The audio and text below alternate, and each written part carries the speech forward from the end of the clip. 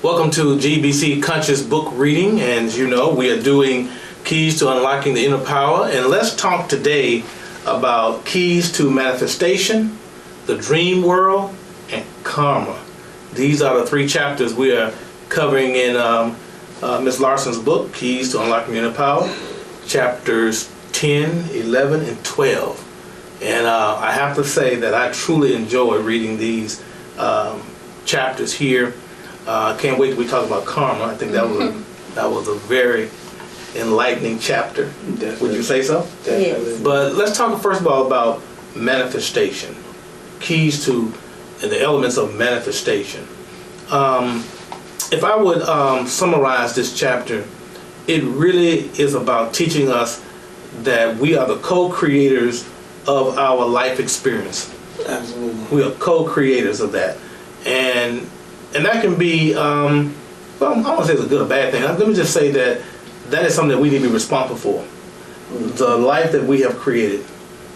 And I think that it would be best to say that what she is trying to encourage us to become is conscious creators. Mm-hmm.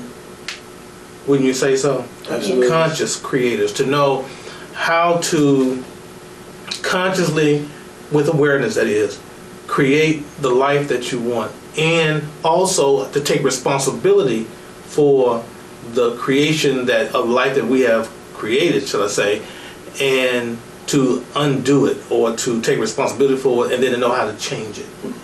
So let's talk about that, about the idea of conscious creation. But before we get into it, I want to read this quote that comes before the chapter by Marianne Williamson. I just think this is one of the great quotes that I have ever read.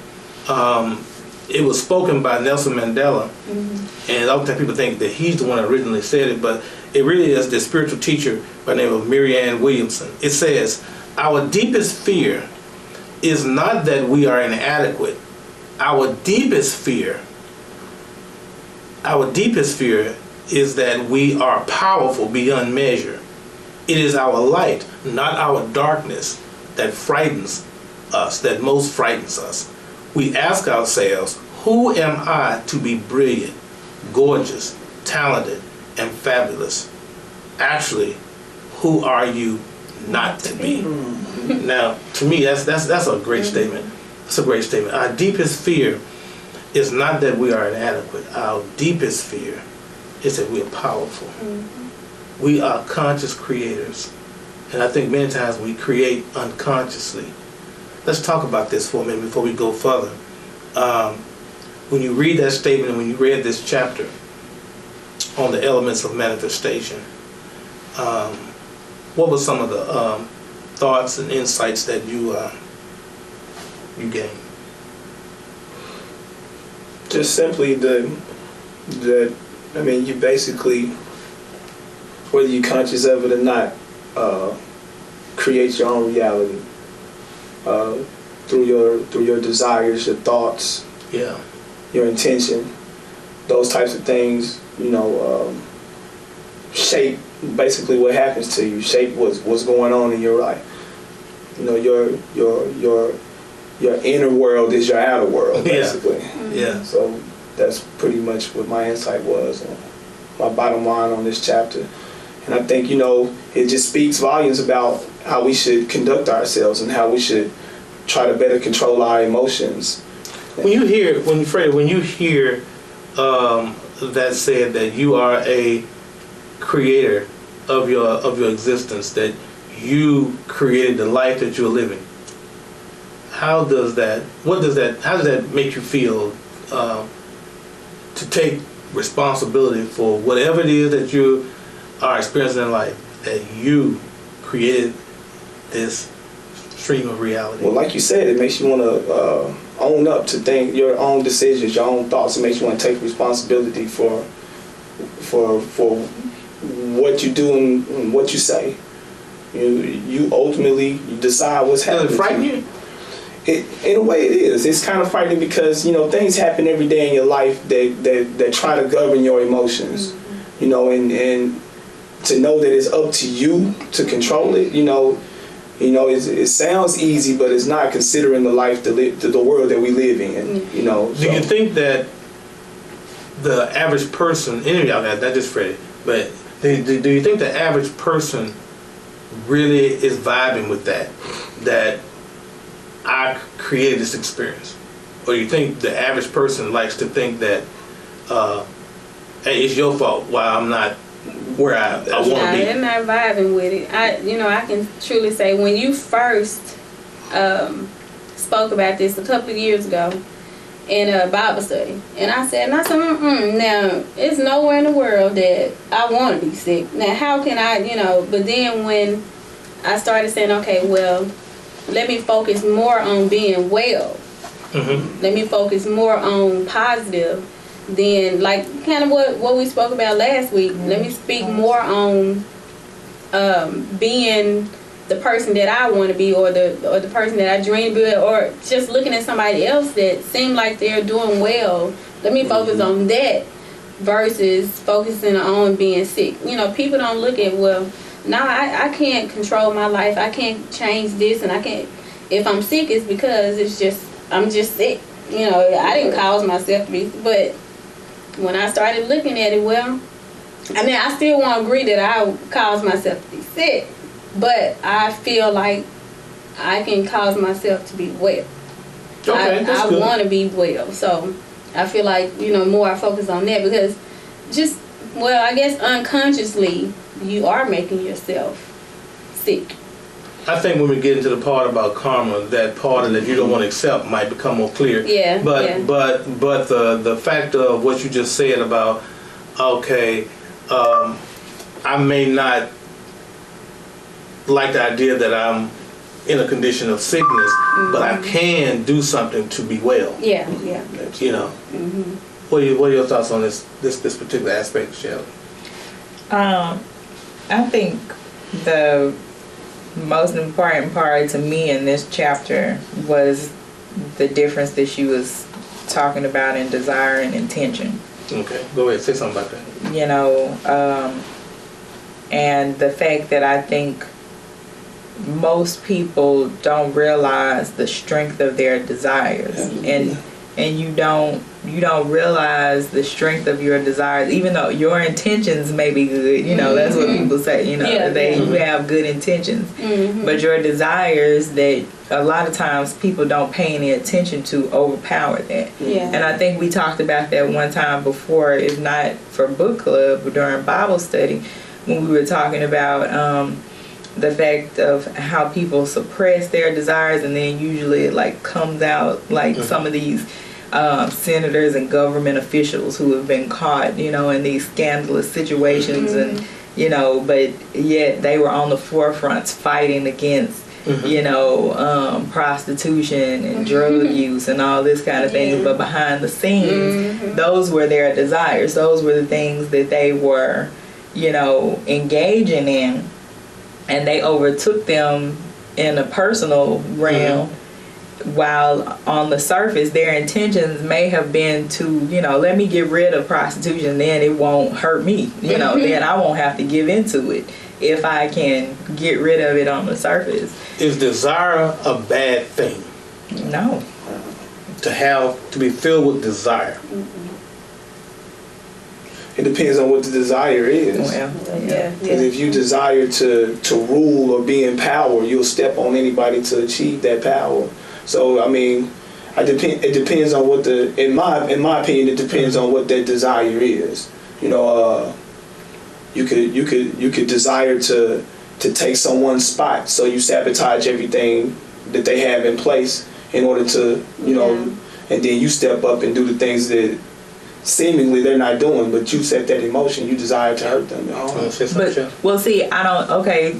If we look at it like that, then it's not the desire that is the bad thing, but it's the way that you add your ego and everything else to it, and you respond to that desire. Because if I wanted your spot, then there might be a better way to go about getting it without stepping on you, and in the end you could end up getting a better spot, and Right. I see what you I mean. take your So spot it too, depends on the without me ego, having the method behind. right. or- If I do it in love, if I take love and put it behind that desire and say, you know, I want Freddie to get a promotion Right. and leave this job so that I can have that job, you know, that he's taken. Okay, I Then see what and you that mean. desire. If your like that. desire is tainted, That's what I was what about you're to saying, say, if your desire. desire is tainted with jealousy Mhm. Anger. Mhm. and that kind of thing, then yeah, That's the more to what I was speaking yeah, to, like the tainted Right. desire.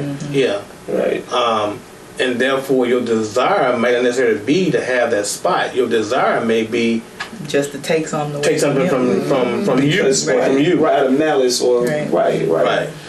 That's what I meant. But that was a good point you made. Like Yeah. as far as going about it in a different way, I think and that that might changes up the be levels of desire. the difference between your desire and intention. You know, my desire is deep down inside to, you know, take your spot, That's a get you good out of point. a job. You know, my intention is just for me to get a promotion, but deep down, I want you to lose your job. You know what I mean? Yeah. I want to get it, and you not be beside me in Right. that spot. I see desire as just a force of wanting. I think intention is desire multiplied by thought and direction of how bad you want it. And I think that that is a very important thing. Which brings me to this point.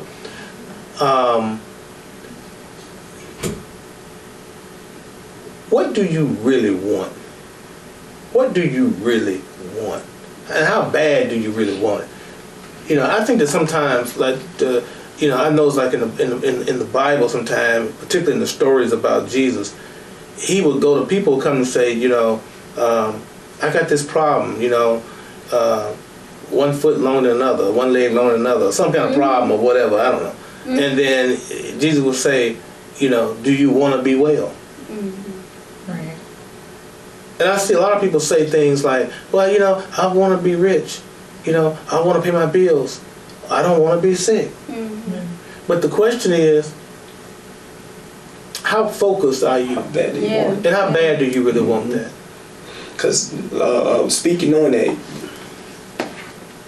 the way the world is, people are more geared, and I think she talked about it, toward the negative. They Right. focus more on the negative.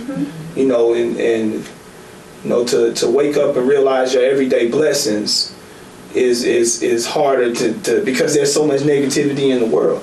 And I believe that's like the true test, to look past the thickness that is the negativity. You know, what's the saying, you can't see the forest for the trees. Right. And to look past the negative and see the positive, that's hard for people to do. And I think that one of the reasons why you may see some people excelling over you is because they may have a greater commitment to what they really want Right. than you. A deeper desire. A deeper desire, you know, and a will that will do what's necessary to manifest it. When I read this, you know, every now and then, I don't know if y'all do, but every now and then you go back, at least I go back, and I kind of look back and, you know, do a retrospective on my life. I look back, because sometimes you can find yourself in a mood where you're not that really happy or whatever, and you kind of like want to slip into a depression or sadness. And one time I was doing that, and I got to going looking back at my life. And you know what I come up with? I came up with that you know, everything that I really wanted, I've achieved it. I really have. You know, everything that I have, you know, I'm gonna take an example of something that's simple, you know, that's not, you know, problematic with saying publicly, you know, that kind of thing. It's not scandalous.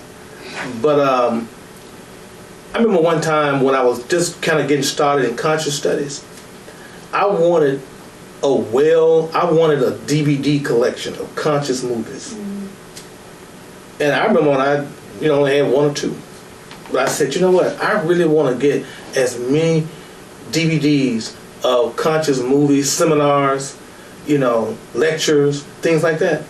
And you know, today when I stop and I look at it, I actually have one. I have a very good collection.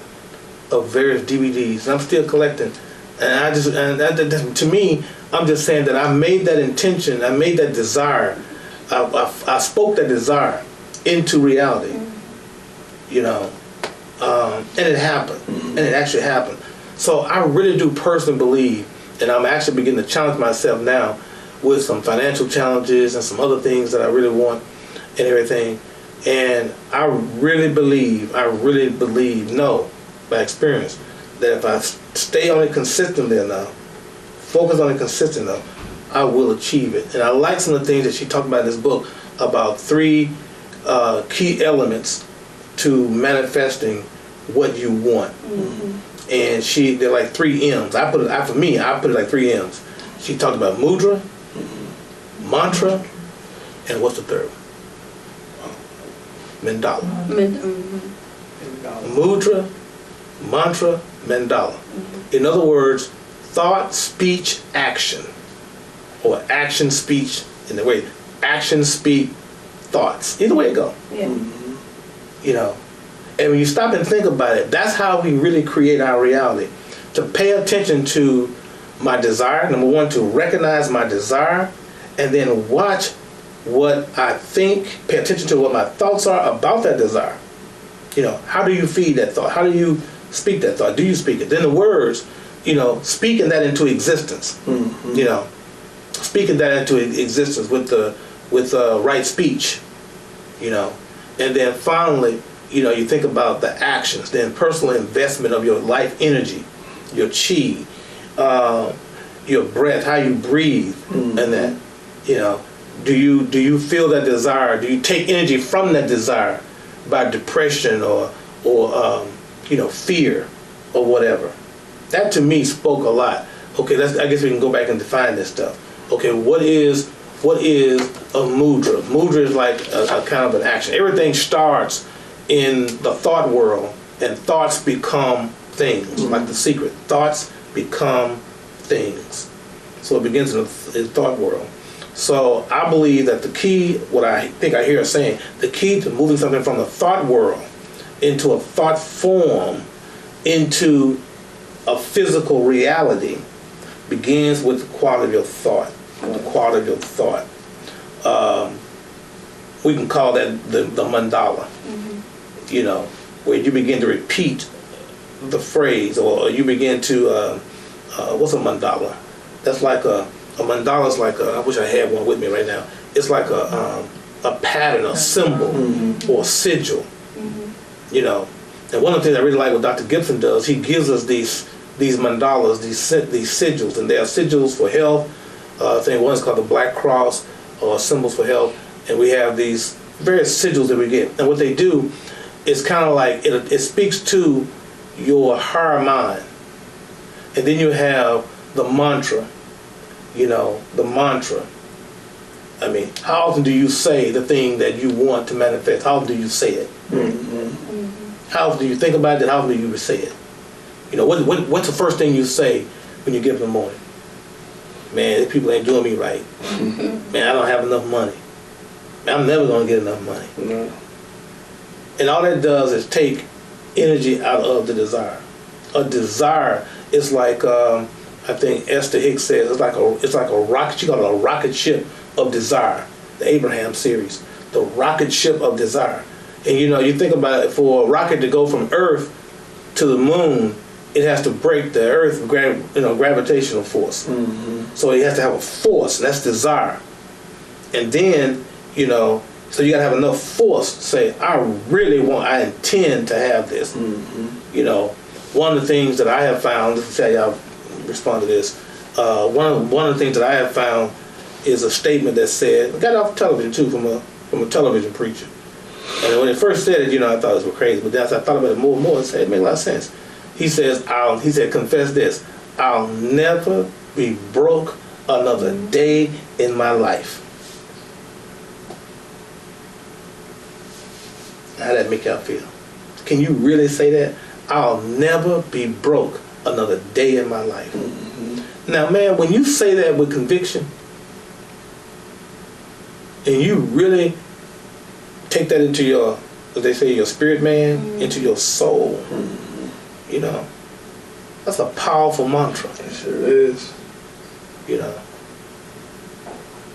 Or you can use another one of my seed mantras, Bija. I mean not Bija. Clean, clean, clean, clean, and you knowing that's developing an energy within you, and you say that. But to say I'll never be sick another day in my life, I'll never be broke another day in my life. I just don't think people put enough energy behind their desires. I just don't think people put enough energy behind their desires. What do y'all think? No, definitely. I think you have a lot of momentary desires. I think, I see it all the time, people talking to someone, having a casual conversation, and something that they may have going on. The other person then desires to have that same thing for the moment, and then forgets all about it later, or never actually put any, thought into it. That's what I call a momentary desire. Or it depends on who they're talking to. That's what they desire. They talking to somebody that always speak positive, and those are going to be the things that they desire. But then they go over to somebody that's negative, and then they just, so like they hadn't even talked about it. How do you stop that? How do we get people to begin to think and then begin to speak desire with force and intentionality?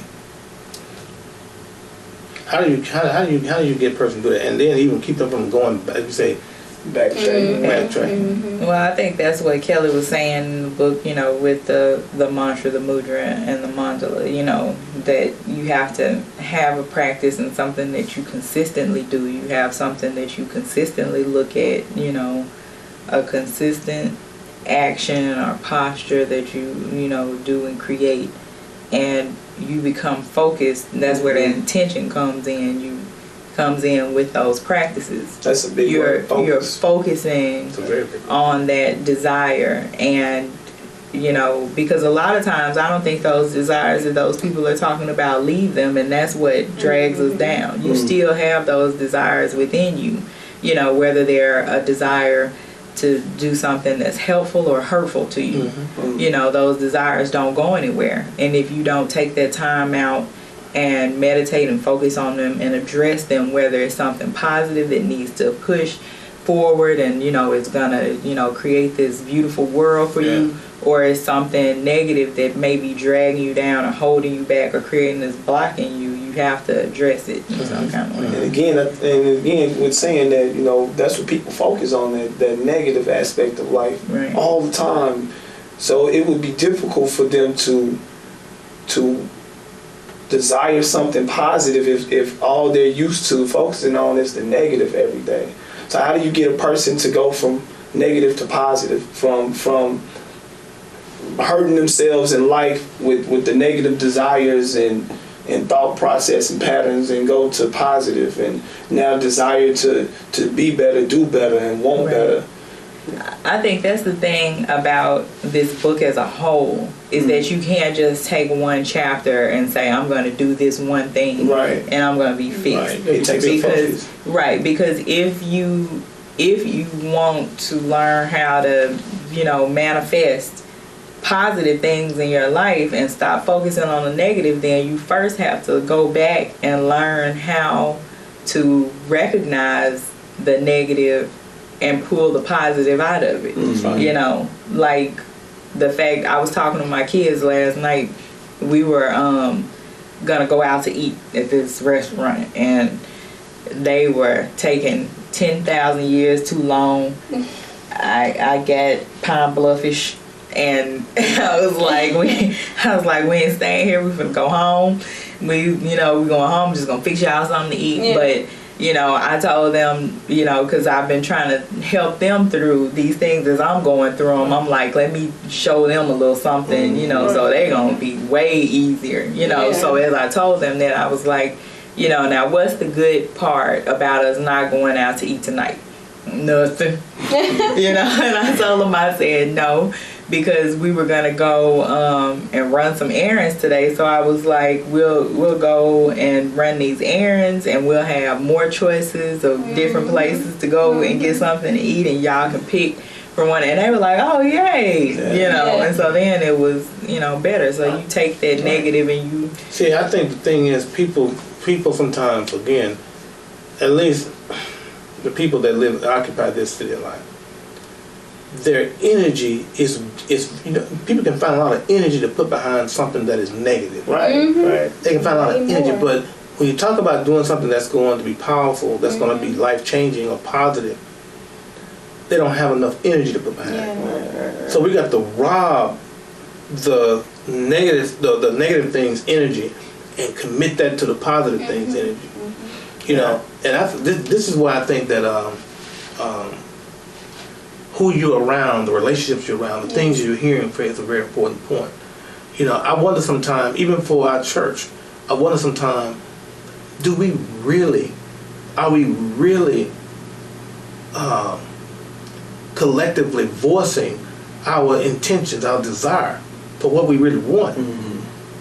You know, or are we sitting back and waiting for somebody else to have the desire for us? And I think that's what it is, mostly as collectively as with the church and especially individually. I think somewhere in the book she mentioned that simply making new decisions and becoming aware of your own habits. You know, I think it's a habit forming after so long of just being down and you're just so used to it. You know, it's up to you to decide to want better. It's up to you to make the decision to go left this time instead of right, or go right this time instead of left. Yeah. It's up. Well, it goes back to the previous chapters when she was talking about will and willpower, and just the strength of your own individual will and having that willpower to decide. Right. You know, and just go with it and stop. You know, just stop. Decide to just. One thing to add to that, Freddie, that I liked in this part about manifestation is the part she mentioned about mudra. Now we know mudras are like postures. You know, hand postures, gestures, and that kind of things. Body postures are like body language, and then hand gestures. You know, this is a mudra. Yes, sir. Many times when you look at the pictures they have of Jesus and everything, or the Buddha, they are similar, or they are similar hand gestures, which means that to a lot. Matter of fact, she says your actions are itself a mudra. Your actions are a mudra. What posture do you take with this? You know. I mean, you can tell when somebody is with you, listening to you, because their posture, their gestures are such whereby they show attentiveness, you know, or they're relaxed, or they're calm, and that kind of thing. And I think that was a very profound point, because, you know, what posture do you hold with your desire? Because if you really believe something, if you really have desire for something, your body, it's not just your mind. It's your whole body. Takes on a certain posture. You walk like you got wealth. You walk like you are well. You see? And you take on the posture. If you believe in something or somebody or some cause, you stand up. You move with a certain type of certainty, a certain type of direction in life. And I think that's one of the key things she's telling us how to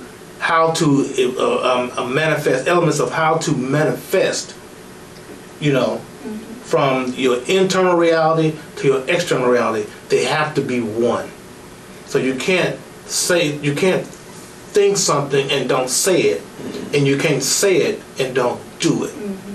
You got to just be, as they say, you got to be about it. You got to be about it. Right. If you look at the people who really want to win the championship, take like Richard Sherman in Seattle. You see how his attitude was? Oh yeah. Yeah. They took a posture of championship. We sure did. You know, as well as they didn't like the way he said it, but what he said, that people got a problem with, not being, mediocrity and everything. You could tell that the coach of that team of Seattle Supersonics, they had nothing to do with mediocrity. They had nothing to do with the fact because they're a young team and hadn't been there before. That wasn't their reality. That's the Seattle Seahawks. What did I say? Supersonics. I'm sorry, basketball. Yeah, the Seattle Seahawks. Seahawks. Yeah. I knew the ladies wouldn't catch that. So. Yeah, well, I'm glad you did. And but yeah, that's what I'm talking about. So I think this lays the groundwork for us to do some more internal work to go to the next part, because now that we're clear on desire. Now let's look at the dream work, the work of the dream. Because I really love this chapter. Matter of fact, I read this chapter before I read some other chapters. I just kind of went to this one Hey, first. you're not supposed to do it. I knew I wasn't supposed to do it, but I did it. What are y'all thoughts about dreaming? You think it's just, I'm gonna tell you a quick thought that I had. I actually even had a thought about the fact that I don't encourage anybody to do this, but yet still, it's not a bad thing for people to go to sleep in church when a sermon is it's not a bad thing, because truth of the matter is, you might be more receptive in a sleep state than you were when you had your eyes open. Absolutely. Yeah. Well, it's funny that you say that. Because you went to sleep this morning. Well, no, I didn't, but there's a young lady that I sit next to in church, and she goes to sleep every Sunday, and I laugh at her and I say, what was he talking about? No, what was he talking about? And she'll tell me everything you talked about. She said, I'm not that sleep, baby. That's what my daddy can go to sleep, watch TV. Hey, daddy, go to sleep, watch TV, and listen to a game on the radio at the same time. Yeah. If you turn the channel, he'll wake up and say, "Why you turning the channel?" Yeah. And he'll be snoring, and he'll wake up and say, "Why you turning the channel?" And I say, "We don't even know what was going on," and he'll tell you, the exact play, even down to the color of what somebody. I'm like, you can't even see that. It's on the radio. How you know? But why is sleep so important physically? My You God. have to rejuvenate I guess I'm your body. gonna let Freddie talk about that. My God. That part kind of concerned me because I don't get a lot of sleep. So, just to know that the body kind of rejuvenates itself, kind of recharges itself, on the cellular level and the spiritual level as well. It just makes me want to, go to sleep. schedule some sleep time. Yeah, it does. The way the breathing and the blood and everything kind of smooths out during sleep, and it sounds calming. It just makes you want to go to sleep. It does really. Yeah. So I went to sleep reading. it's just very important. Then even to know that I think she mentioned in there that some people actually would die from sleep deprivation. That kind of thing. That's like I'm saying, it's nervous. It makes you nervous if you're only getting. And you think about particularly melanated people.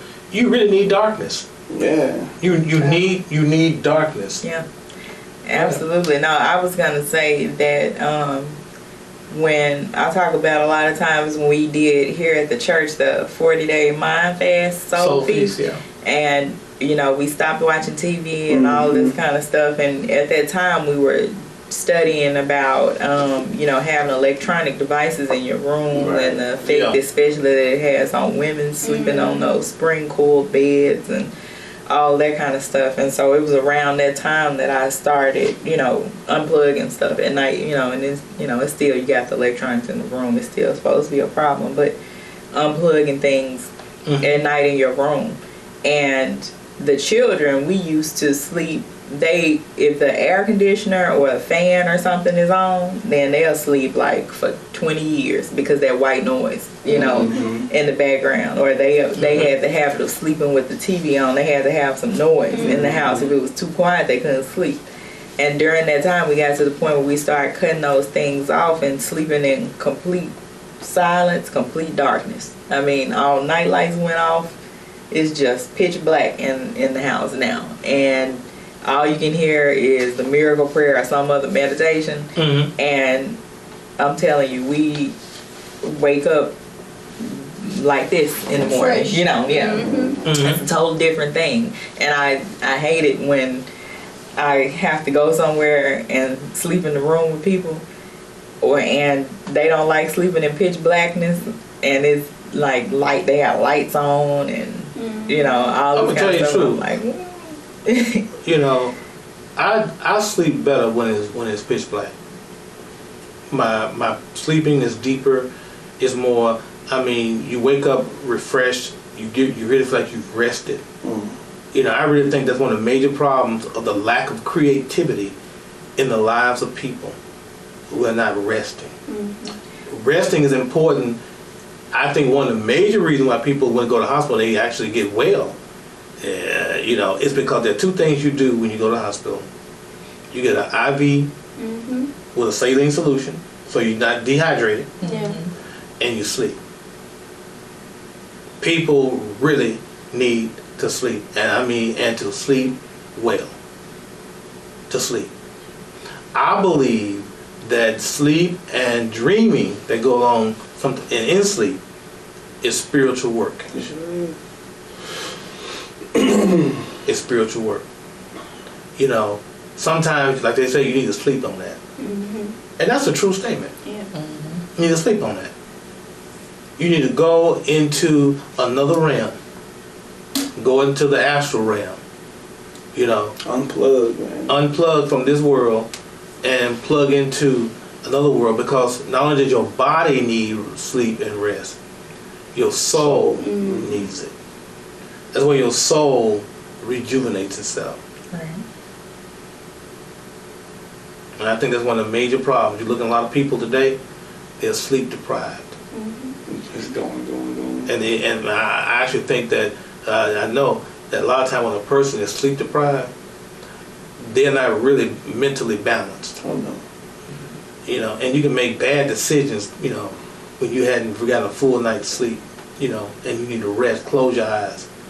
And maybe the very answers that you're looking for, you know, I'm trying to think. I think I was talking with my daughter, Madonna, and I just told her, she asked me some kind of thing about this. I said, well, you just need to go to sleep. You know, you just need to go to sleep. Go. I gave her a pattern. I said, when you go to bed tonight, ask that question. Let that be the last thing you say, and just go to sleep and see if the answer doesn't come to you, you know, by 4, 5, 6 o'clock in the morning. Right. You know. I know that's what I tell my babies all the time.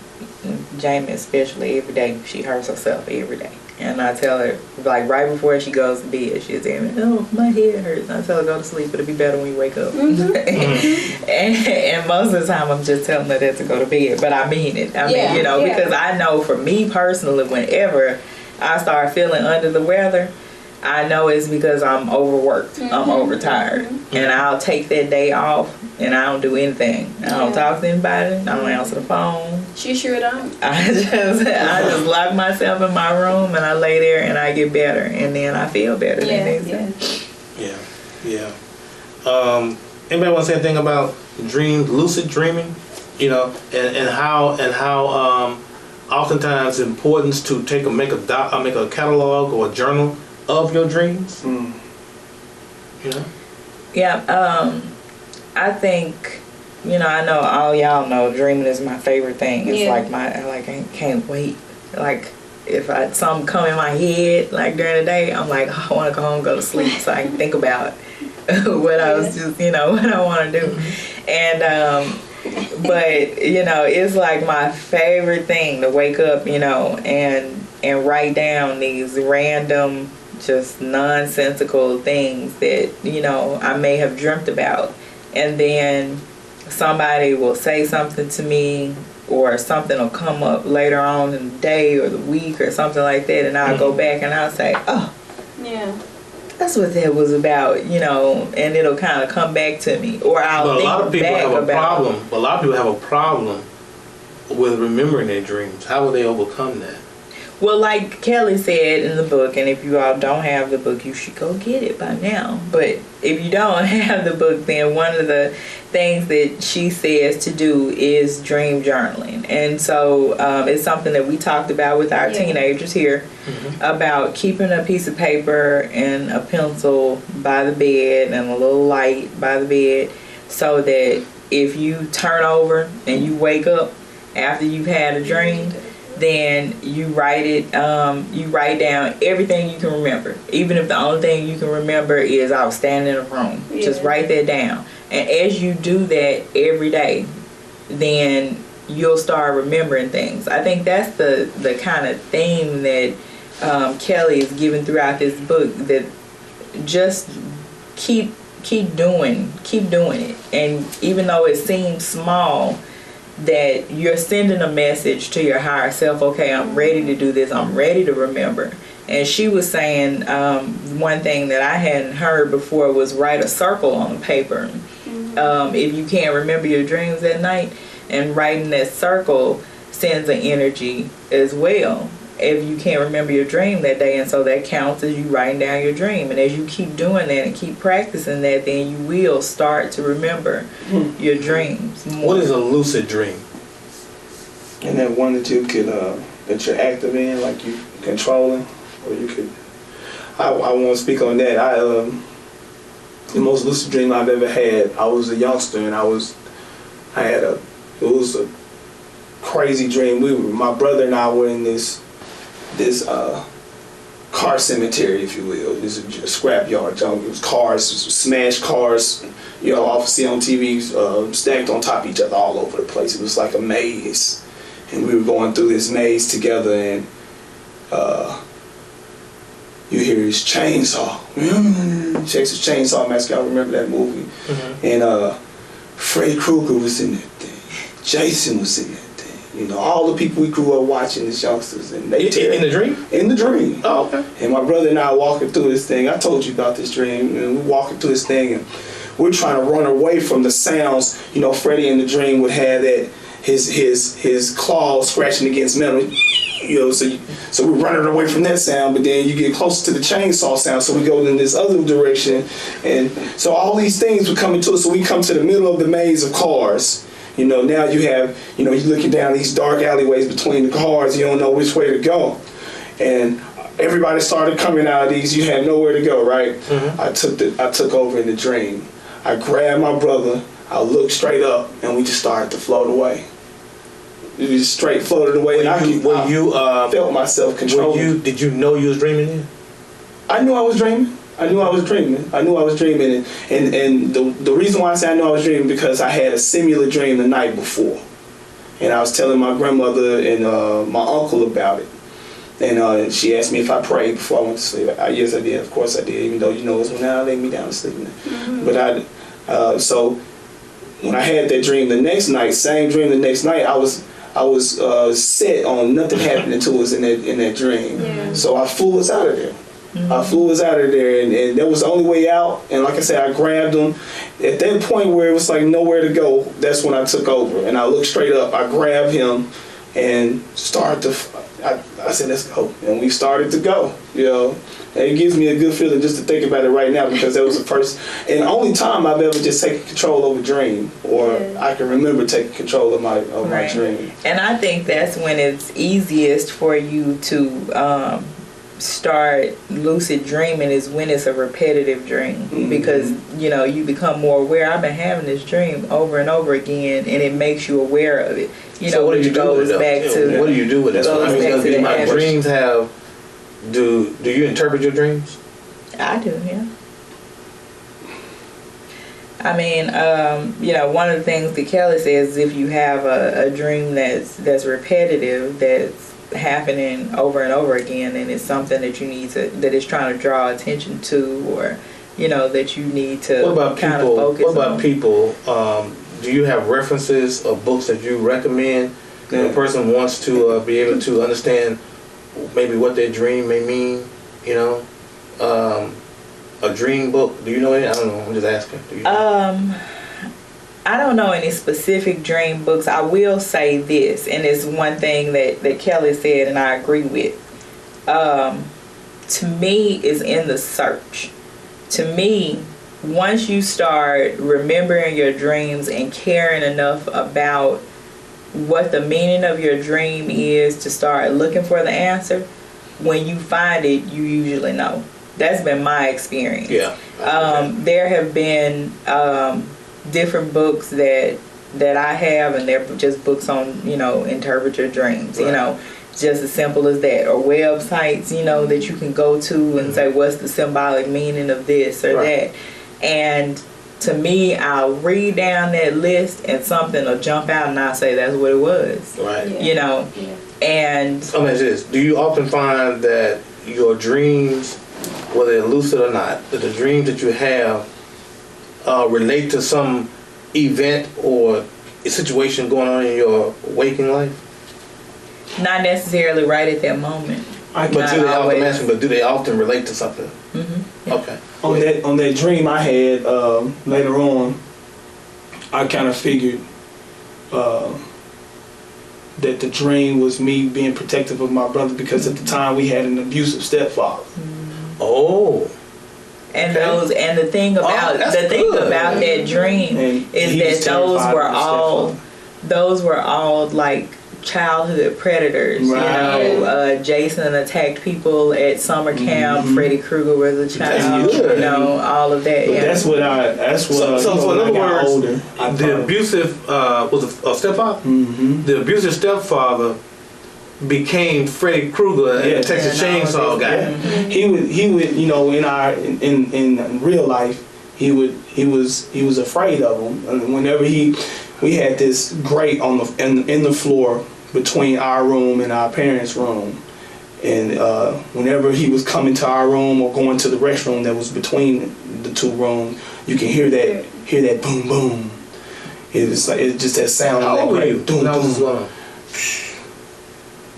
I was at Southeast. So he must have been like About 12. 12 and younger, because he came in our lives when I was in the 5th or 6th grade, so I was 7th grade. But you would always hear that on his way to the bathroom or to the room. You hear that boom boom, and we hadn't even done anything, but we were so terrified that we had done something wrong, but we left something and unturned. see, that's why he focused on those sounds. My brother would He get focused on everybody's sound. my brother would get That's tense, doom doom, and you know, I would too, but for him, I would act like it's nothing. Oh, he's just going to the bathroom. And then he took our door. I don't even go. But anyway, we had a shutter blind for a door. He replaced it with a shutter blind, where it was like a magnetized thing. And he didn't just open the thing. Whenever there was something, he would snatch it open real hard, you know. And that would terrify my brother, man. And I think that's what led to those dreams, just me having that protective nature. But you know, that's really beautiful, Freddie, because it's amazing how there's a part of you that is so aware of what's going on to the part of you that is having that waking world experience, that it gives you a message. It takes whatever content it can in your conscious mind and creates a movie for you to send you a message or to send you some energy. In other words, your higher soul your higher self is trying to communicate with you. Right, and that's why I said the thing about, you know, people having, you know, just one set way of interpretation, because, you know, for Freddie, that dream, you know, or those symbols could have meant one thing, and for another person they could mean something totally different, right? Right. But there are certain symbols and sounds and archetypes that you have in your dream that though they, like you said, they can be interpreted those kind of ways, yet still they direct you in a certain way. Right. And I think that's the importance. I think sometimes many times in our dream, we actually do go to other places. Yeah. And we actually are there. You know, astral travel to another galaxy, to another planet. And the dreams are real. That's heavy. See, I feel like I'm missing out by missing out on. No, but it's a training. That's what I'm saying. Dreams are training you right. to get accustomed to that. There's a broader spectrum of reality than just the waking hours. You know, and I'm gonna give you an example in my life. When I was in 11th grade, and you know, I was a little shorty person, you know, trying to play basketball and all that kind of stuff. And I had made the team in 11th grade, you know, and all that kind of stuff. And the night before the game, I had a dream that I was literally not physically on fire, but I was hot. Okay, I know what you mean. Yeah. And the next day at the game, I couldn't miss a basket. I would have loved to have been at that. And even more profound than that, I remember when I was like 16, maybe 17. I don't know. I had a dream, and in the dream, sometimes I woke up in the dream, and you know, you can talk, and I remember hearing myself say, "If any man be in Christ, he's a new creation." And at that point in time, I didn't know nothing about the Bible, And I remember the day, maybe about 5, 6, 7 years later, I actually saw that verse in the Bible. Wow. And that tripped me out. That tripped me out. I didn't know that verse in the Bible when I said it when I was a teenager. Wow. I didn't discover that until I was in my 20s or something, that verse actually existed. So dreams, I'm telling people need to pay attention to their dreams, because it is a way of awakening you to a broader spectrum of reality. Now you do have a thing she talked about called the dream sensor, and that is a part of you, part of your lower mind that takes away that information. Dreams communicate information to us, and we have to be able to be aware of sometimes what the spirit world is trying to say to us. One of the things that Dr. Gibson said before in one of his workshops was that you wonder where, like the George Lucas, where did he get the idea of Star Wars and some of the characters in Star Wars? You know, little funny looking people, long noses or whatever, Jabba the Hutt and all that kind. Where you get that information from, or where you see people who come up with these movies, ideas, where they get this stuff from. And he said a lot of times they get them from another dimension. They go into that dimension, they hear a song, and they bring that song back into this dimension, and becomes a platinum or gold record. Or they're conceive of a movie in another. It's happening in another world. They go and see it, and they bring it back and write it. There's a lot of things going on with the dreams, like when she was saying, it's a way for our loved ones, our deceased loved ones, to communicate with us. Like dream, I mean, just being in the dream world, just being asleep is. Man, let me tell you something. Going on with the body. There are times when I have been under a lot of stress. And every time I'll be under a significant amount of stress, my mom or an entity disguised as my mom, a point of reference for safety for me. My mom has passed away. Would come to me and would speak a word or comfort or whatever to me, and I would know things would be okay. So do you think like I would say conscious dreaming, or it's more prevalent when you're working toward higher enlightenment? Like I think so. Absolutely. The more aware you are, conscious you are, the better, and the more lucid. The more attention that you give to your dreams and any type of spiritual work that you're doing, the more attention you give it, the more you study it, the more I think that you kind of relish it and put an importance on it, then the more significant it becomes. I think that that's probably the reason, because it's like my favorite form of work. I think that's that's why it's usually the way that I get messages, because it's the way that I'm most receptive, because I've become so accustomed to doing it since I was little. That it's, that's just the way that I get those messages. They just come, Yeah, I mean, honest with you, when I do my sermons, my practice, I didn't understand this in the beginning, but now I do accept it. I have to go to sleep. Yeah, I remember you saying that. Yeah, and when I go to sleep, oftentimes in my sleep, the word will come to me. The information will come, and what I do, and when it really gets good, and I know it, I don't want to lose it, I pop right up, open up my computer, and just put my hands on the keys, and let it just, and I stay, and my things, I stay in that groove, and then when it goes out, I'll stop, I'll lay back down again, and then the next train of thought will flow through, and I write it out. That's right. Let's talk about karma. Let's talk about karma. What is karma? Is karma God's punishment to us? What is karma? I think it's funny, but it makes sense that you say that, because most of the time when people think about karma, they only think about negative. Yeah. As always. They don't realize that there is such thing as positive karma, and they only think about it negatively. As a bad thing, karma. And karma, you see those quotes on internet all the time. When karma come, get you. I hope I'm there to watch. Well, I Yeah. hope you are too when karma come and get me $1 million. Yeah. You know, I hope you there too. And with the way Miss Larsen was wording it, you know, we live in good karma every day. Like, Right. you know, new cars and you know, fortunate to be able to take a trip or just waking up every day. That's all Right. good karma, Yeah.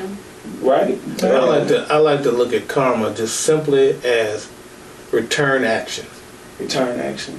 That's it. Return action. You got nothing to do with God, anybody like that, creator, trying to punish you, trying to get back. No, God is love.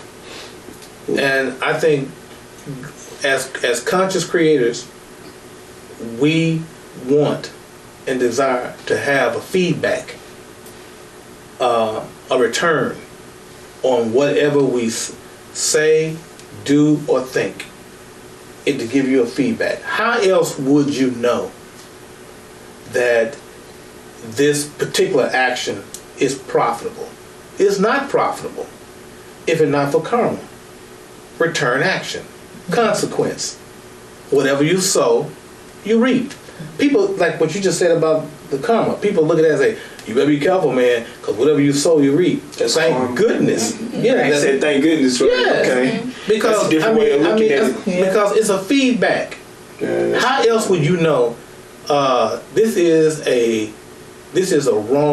not a beneficial process you're in if you don't get feedback? I mean, think about it. I tell people all the time, you need to be thankful that you got consequences. Yeah. Because the consequences letting you know, hey man, you know, you stick your finger in the fire, it burns. Take it out. Learn. Right. Don't put your finger in the fire. Or when you do something nice and it comes back to you double fold, hey, I need to keep doing that. I like that. What you got? That's karma. That's giving you a feedback that this works, this doesn't work. See, really, you really don't need a whole lot of thou shalt knots. You don't really need a lot of thou shalt knots. All you need to do is pay attention. How did this experience go? Is it working for you, man? That's all you need. Is it working for you? What are you learning from this? You know, and then do that. Because some things, everything has a return on it. You know, and I think that's so profound about karma. Once you get that idea of karma in your mind, it's not a punishment, it's not a payback, it's not God getting revenge, it's not judgment, not anything. It's just a way of growing up and taking responsibility for the things that you put out. Right. So if you plant good seeds, well, you get a good crop. I need to keep planting good seed. If you plant at the wrong time a good seed in bad ground and you don't get a return, hey, now wait a minute now. I need to think about this. I got something good. It's the wrong time of the season. I'm planting it, and I'm not getting a return. Oh, I know what I need to do. It's not God against me. That's me going against natural law. Let me conform myself to what works and say, hey, stop doing that. It's not about beating yourself up. It's not about being fearful that somebody's going to hit you in the head with a big rock from the sky. It's just about paying attention. Now, that part is to me, when I finally began to understand that some time ago, that gave me freedom. That gave me just an absolute freedom. I just pay attention. Right. Just pay attention. Well, let's see how it works. It don't work. Don't do that again.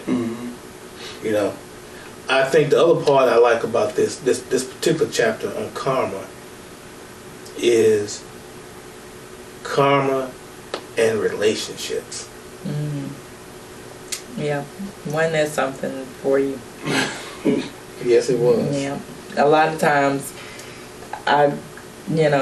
like with stuff that we're learning now, things that you said, Dr. Gibson has said, I'm like, why didn't you tell me that when I was in the 11th grade? I could have missed like a whole decade of, you know. See, you needed, but see, here's the point. You needed that karma, so you can be prepared for taking responsibility when you get new information. Yeah. It all works together. And that's, to me, that's like the basic principle of the whole of the book so far is, you know, it all works together. Yeah. It all works together. The good, bad, the ugly. It all comes together for your enlightenment, for your evolution. It's part of the process. And the part on karma that kind of stuck out to me in the chapter when it was, if I can word it like this, your ancestral karma. Yeah. Now, I'm glad you brought that up, Freddie, because I think that's important because you're born, or you incarnate, or in this book she talks about reincarnate. But we can talk about reincarnation and karma if you want to. But you incarnate into not just a body, but you incarnate into a family. And because it is a physical thing where you incarnate into a family through some sexual action that your mother and father did, that you chose them to come through their DNA, you attach yourself to the karma of your ancestors. That's huge. Cause it's like, now, I'm telling you, you're right, that is very huge. Goodness. I mean, you attach yourself to the karma of your ancestors. And the question comes is that since we all hold to the idea that you choose your parents, now the question becomes what? Why did I choose that? And remember now, karma is not about punishment. Right. It's not about judgment. That's why, speaking about that punishment and judgment, I found it interesting where she was talking about your service to other people and the fact that a child could choose to come into the world sick, to teach the parents, to give the parent an opportunity for compassion, to learn compassion and everything or whatever. And in that service, it not only gives them the opportunity to create positive karma in their life or get rid of negative karma that they may have had, but gives you the opportunity. And you know, when I read that part, it just about undid me, you know? Because you know, from my life, you know, with my son and his medical conditions and everything, you know, when you're in that situation, and I just had a experience with another mother whose son has cancer right now, and she's really going through, and so many people are so hateful and stuff like that, and they tell you, what did you do? You know, and of course you think that in a judgmental sense, you think that as a parent, what did I do to create this situation, you know, in my child's life? And then even when you start to learn more about karma, okay, now what is it that he did that created this situation? But to hear this take on it was a beautiful idea to me. The fact that it was something, it could be something that he's doing in service to his family. Or to his family. Yeah, something that he's doing, because, and really when I read that, it was, you know, one of those things where I think it was a message, you know, because I've always said that, you know, my son was the start of my spiritual journey. Yeah. When my knees hit the floor that first time, you know, on the first night he was born, it's been forward movement ever since. And I know that his life was for my growth. And all the things that we experience and do around that, you know, is working for him, is working for us, you know, and it's just... And sometimes what looks like a negative thing is designed to bring forth something greater. You know, and what we have to do is pay attention again to understand what's being worked out here. Maybe, like you mentioned about some ancestral stuff, maybe some stuff is being worked out some tension, some bad energy. I have a good friend who puts it on YouTube. His name is Nazir. And we were talking about relationships, but we were talking about in the context of, Black history. And how you have a lot of these brothers who are really negative. They're Black, but they're kind of like anti-white, extremely anti-white. And they do a lot of, they're experiencing legitimately, they're experiencing a lot of problems or whatever, and some things. But they feel a lot of rage and a lot of anger and a lot of hate. And sometimes we kind of put this in a reincarnation thing. What if a lot of the people who look Black are going through things in life, racial things? What if they were the slave masters of the past? Dun, dun, dun. And they are being born as the Black young men today to experience the world that they created.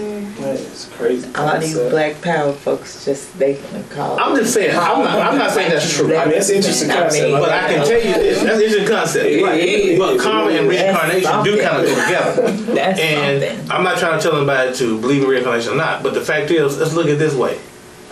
In the Bible, it says, "I will visit the iniquities of the fathers upon the sons, even to the third and fourth generation." Now you think about that for a minute. Wow. Why would God visit the sins of the fathers upon really the great grandkids or the grandchildren, unless the fathers become the great grandchildren? That's right. And they have to then live with the world that they made. And it gives them an opportunity. It gives them an opportunity to change, to if they are spiritually growing, and to deal with the world they created. Wow. And then the opportunity to take right service, right action, or what that part, acts of kindness, to clear up family issues. That karma. Wow. So that's why it's important to study. See, that's to me why it's important to study history. Your family history, your national history. Yeah. Maybe this is a way in which the Creator is helping us to grow. What if a man who's having a problem with a woman or having a problem with a woman, or a woman having a problem with a man? Right. Maybe she was the man in the previous life and did something abusive. Right. And now she's having to experience, that energy to overcome it, to get it out of her soul. Right. Because, see, the thing about it is, we have a karmic bank. Right. We collect Akashic records. We have a karmic bank, and we collect positive and also negative karma. Mm-hmm. Think about it. Yeah. That's that thing that makes you, if you buy into this concept, it's the thing that makes you accept when people tell you not to judge, because you don't know that person's karma, you don't know that person's story. Mm-hmm. When they tell you not to, not to be and judgmental to forgive. I mean, and that, I think Dr. Gibson posted something on Facebook the other day that said, I know we say before that there's nothing to forgive, nothing ever happened. Nothing ever happened, right? And he even went so far as to say there's no forgiveness. You just start out with, you never will do anything to me. The thing about it is this. What am I about to say about the karmic action and everything? Sometimes we interfere with the lessons a person needs to learn. Yeah. It doesn't mean that you don't have compassion and sympathy, but you can't do another person's work. Absolutely. Yeah. And that's a challenge with with people like ourselves that are becoming more enlightened and on their spiritual journey, and you're learning these types of things, and you see these people kind of tripping over certain things in their life, and you want so badly to bestow upon them the things that you're learning that are working for you. But like you just said, sometimes you could be interfering in their own personal growth. They need to learn the lesson in a different way. Maybe they can't just sit down and read the book and then apply it to their life. They have to go through it. They have to bump their heads and trip and fall and get back up again to learn it and to get it like we're getting it. Right. And then sometimes, like I say, you have to use wisdom, because sometimes another person's struggle is for you. That's Yeah. And then it goes, I like the thing when she said about ancestral cleansing, because I think one of the reasons why you do spirit money and you do other type of actions like that is because it gives you a chance to be a redeemer inside your family, to be able to remove some of the negative karma off the family, off the nation.